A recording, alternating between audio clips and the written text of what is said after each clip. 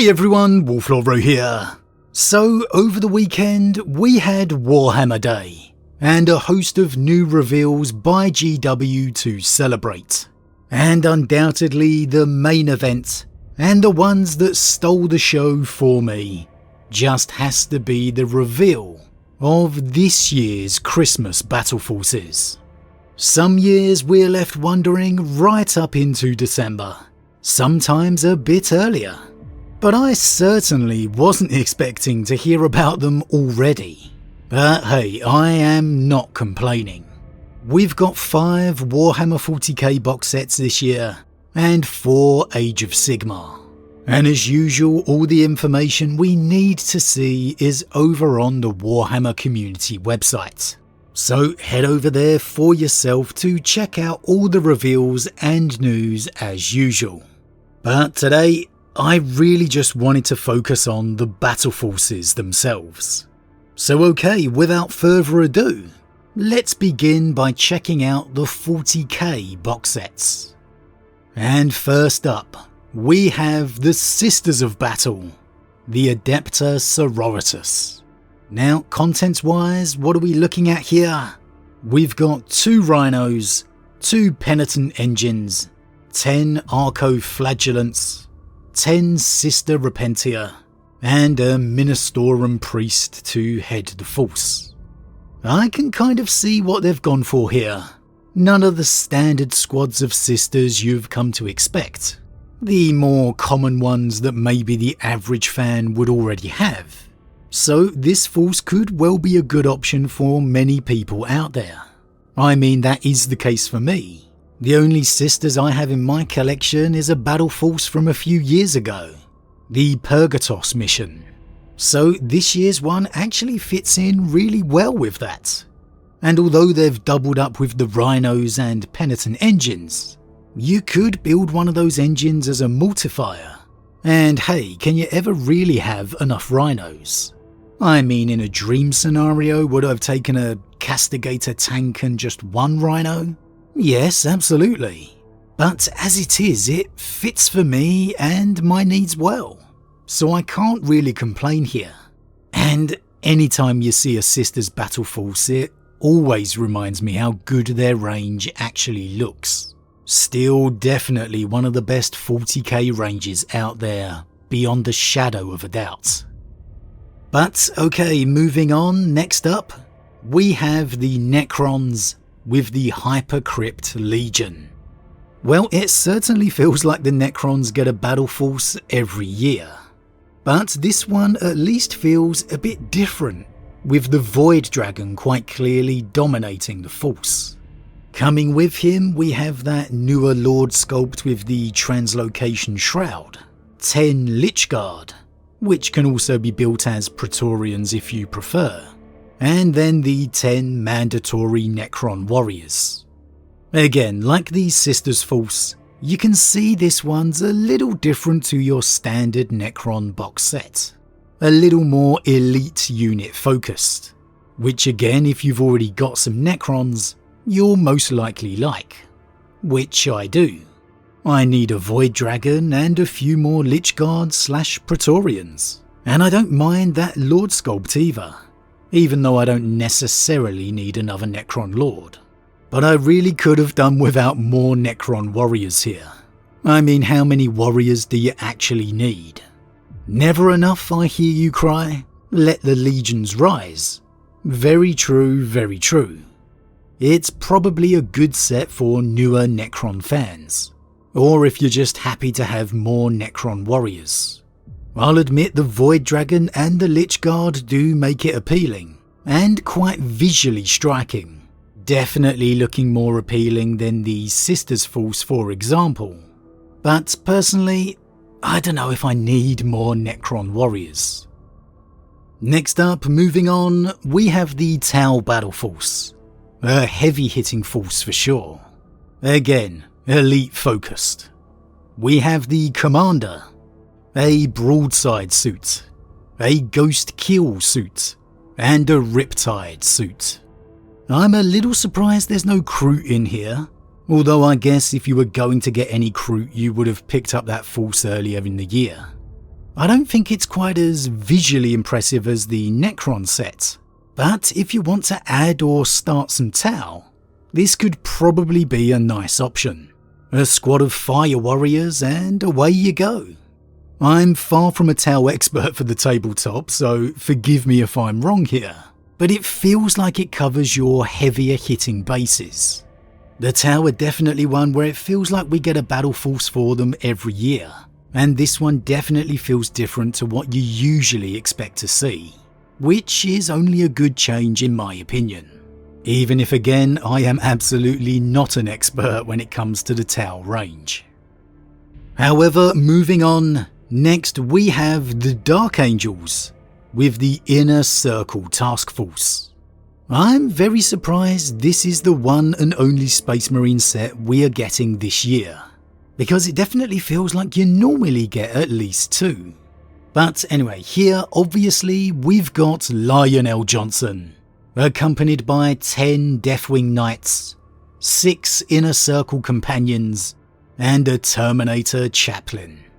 If you want to start a Dark Angels force, or you need some Dark Angel elites to go with your piles of standard Space Marines at home, which, come on, that is all of us, well then this could be the set for you. Thematically, this one looks awesome. I mean, it is the Inner Circle. It's absolutely gorgeous. Even that Chaplain just looks and feels right with the Dark Angel's green shoulder pad. I love it, there's not much else to say. And with El Johnson in it, I expect this one to be very popular. However, there's only one problem for me personally, and it's that I got the Deathwing Assault launch box when the Dark Angels dropped at the start of the year. So I just don't think I need 10 more Deathwing Knights. 5 maybe, but 10? I dunno. But I really love the rest of the set. Really, really nice. And anything with a Primarch in immediately piques my attention, there's no doubt about that. Definitely for me the most visually appealing straight away of all the sets thus far. I expect this one to be very, very popular. However, next and finally for the 40k box sets, we have the Imperial Knights Valor Strike Lance. And here we have 1 Questoris Knight and 4 Armigers. Armigers, however you want to pronounce it. I never used to be that much of a fan of the Imperial Knights, to be honest. However, over the past few years and reading their appearances within the novels, I've got to say I've actually come to quite like them. There was a great Imperial Knights story in the recent Adeptus Mechanicus novel Dominion Genesis, for example, which on a side note is one of the best 40k novels I've ever read. Especially for one not having any of the big main lore characters in. So if you like your Imperial Knights, then definitely check that one out. However, anyway, I digress. This one seems pretty straightforward for me. What you see is what you get.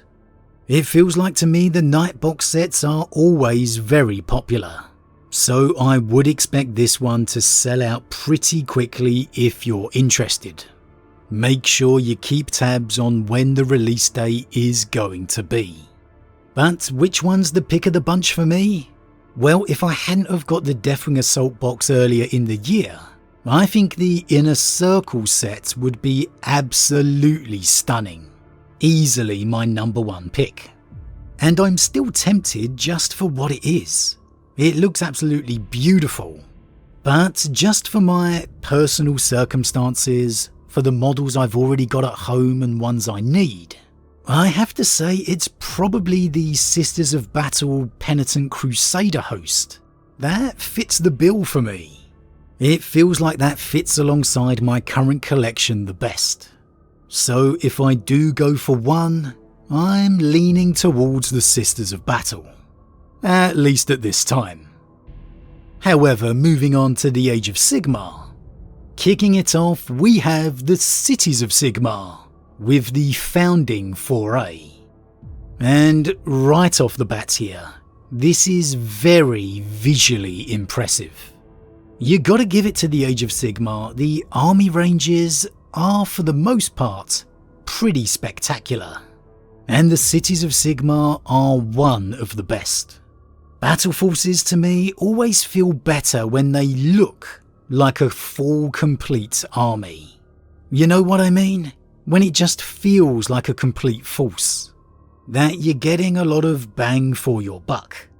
And this one definitely does for me here. What do we have inside? Well, we've got 10 Fusiliers, a Great Cannon, a Fusel Major, an Ogre Warhawk, 5 Free Guild Cavaliers, a Marshal, Relic Envoy, and Command Corps. So a pretty hefty lineup. And again, as one of the newer ranges, they all just look really good.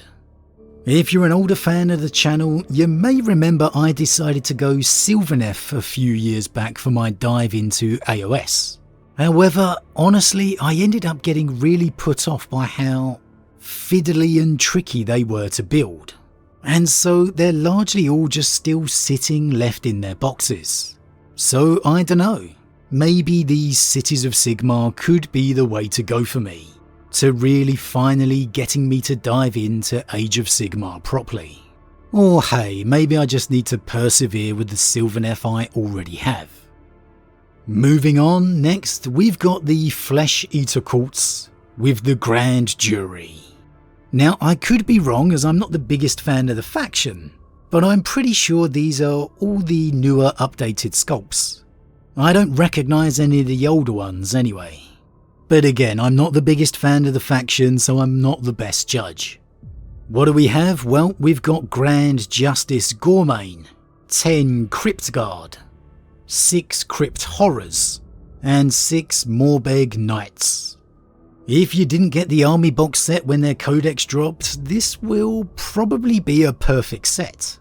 Either way, again, it looks good. It looks like a complete force. Age of Sigmar is definitely winning on the first glance category for me here. All of the sets feel very impressive. However, moving on to the greenskins, we have the Ironjawz Wrecker Mob. Now, if you've ever seen this faction painted in the black armour colour scheme, oh boy, do they look impressive. I've never been a huge fan of the yellow, but when I saw the black, honestly, it just blew me away, immediately making me take more notice of the faction. So I definitely recommend, if you've never been the biggest fan of the Ironjawz, just take a moment to Google other colour schemes, because you could be very, very surprised. Now, obviously the Tusk Boss on Moor Grunter dominates the view here, but he's bringing along 20 Ardboys and 6 Weird Brute Wreckers. Straightforward, in your face, as orcs do best. What's not to love? But then finally, we have Grandfather Nurgle with the Maggotkin Shudderblight Cyst. There are a few things that look as epic laid out on the tabletop than a well-painted Nurgle force. For me, all those different hues of greens really work well together, and so I love this one here, especially that champion. The Harbinger of Decay sculpt is an absolute beauty. What a model that is. If you can paint that good, how could you not want to get your hands on that? It's a really evocative model. Unfortunately, I can't paint that good. But hey, practice makes perfect. I'm trying. I'm currently working on a Crimson Fist Force right now. And hey, it's not the best, but it's coming out better than I expected. So slow and steady wins the race, as they say. The more I make myself sit down to practice, the better I will get. However, anyway, here, this guy is accompanied by 4 Blight Lords, 5 Blight Kings, and 10 Rotmire Creed cultists. Again, a very appealing range to me. When the Plague Bearers finally get an update, I may begin to hear the call of Nurgle. but I'm just waiting for the Plague Bearers to get a bit of an update. They feel a little bit dated compared to the rest of the range for me. But overall, that's it. Those are our offerings for this year's Christmas Battle Forces, which will release closer to Christmas obviously, so keep your eyes peeled. As always everyone, what do you think? Any particular standout forces for you? Any must-haves?